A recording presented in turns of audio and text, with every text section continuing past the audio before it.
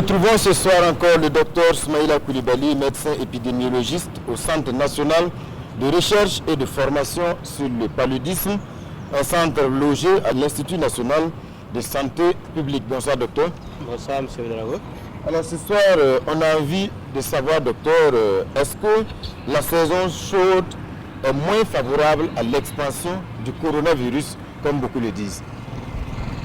Merci. Il faut dire que la saison chaude et humide peut être légèrement un frein, voilà, à la reproduction optimale du virus.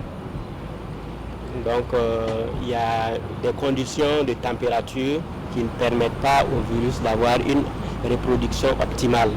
Mais n'oublions pas que le virus se reproduit toujours. Là, il est clair que les grippes saisonnières, la plupart du temps, c'est en hiver. C'est qu'en Europe, certains en tout cas estiment que chaque année, on a des grippes saisonnières en hiver et que la plupart du temps, avec l'été qui arrive, c'est des grippes qui sont appelées à s'estomper.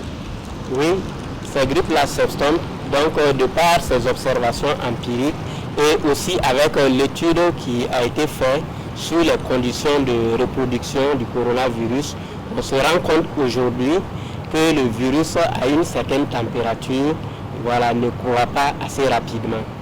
Donc d'où peut-être nous pouvons dire que plus il fait chaud, voilà, et dans les conditions d'humidité, le virus ne croît pas de façon optimale. C'est-à-dire qu'il ne croît pas comme si il y avait, voilà, une certaine température humide où sa vitesse de croissance est accélérée.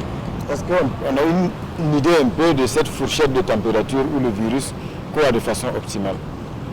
En général, il a été retenu entre 3 et 17 degrés Celsius. Le virus a une forte croissance. Docteur, deuxième idée reçue, est-ce que être africain et noir constitue un atout face au coronavirus? Pour ce que nous savons, actuellement, être africain et noir ne protège pas forcément du coronavirus. Parce que comme nous le vivons aujourd'hui, notre pays est confronté à la pandémie du coronavirus.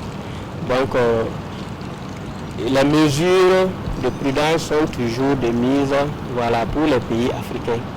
Il faudrait que nous puissions respecter ces mesures pour nous prémunir de la maladie. Donc c'est peut-être une illusion de penser qu'être noir nous préserve de la maladie. En tout cas, jusqu'à ce qu'il y ait une étude scientifique qui nous prouve que être noir est un facteur protecteur. Voilà, pour le moment, il n'y a aucune évidence pour que nous puissions dire cela. Docteur, pour finir, ce qu'on remarque dans les statistiques, c'est qu'il y a toujours plus d'hommes que de femmes qui sont contaminés. Quand on se réfère par exemple à la situation du Burkina, au 29 mars, on a 168 hommes contaminés pour 78 femmes. Et dans presque tous les pays, on remarque également ce déséquilibre au niveau des statistiques. Est-ce qu'il y a une explication scientifique à cela? Il faut dire que c'est des constatations empiriques, voilà, qui ont été faites aussi, voilà, par rapport à cette distribution de la maladie en fonction du sexe. Voilà, mais peut-être l'explication plausible que nous pouvons peut-être évoquer, c'est que les hommes ont beaucoup plus d'activités qui les amènent à être plus en contact, voilà, avec différents supports ou différentes personnes, voilà, et cela pourrait peut-être plus les exposer. Voilà. Mais aussi, quand nous regardons dans la littérature, ce qui ressort de façon évidente, c'est que les hommes ont aussi beaucoup plus de facteurs, voilà, qui pourraient les exposer. Voilà, surtout du côté immunitaire, il y a beaucoup plus d'hommes qui font de l'hypertension artérielle ou les hommes qui majoritairement font le diabète. Voilà, donc il y a certaines conditions qui pourraient favoriser en tout cas que le virus puisse beaucoup plus se manifester chez les hommes que chez les femmes. Mais tout cela attend une confirmation à travers des études. Tout cela attend des confirmations à travers des études scientifiques bien menées. Docteur, merci en tout cas pour tous ces éclairages et à très bientôt pour évoquer d'autres préoccupations liées toujours au Covid-19.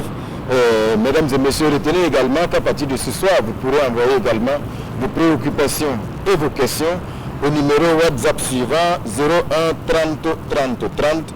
Ce sont des questions que nous allons donc recueillir et que nous allons poser aux médecins et aux spécialistes pour que vous puissiez avoir donc des réponses à vos préoccupations.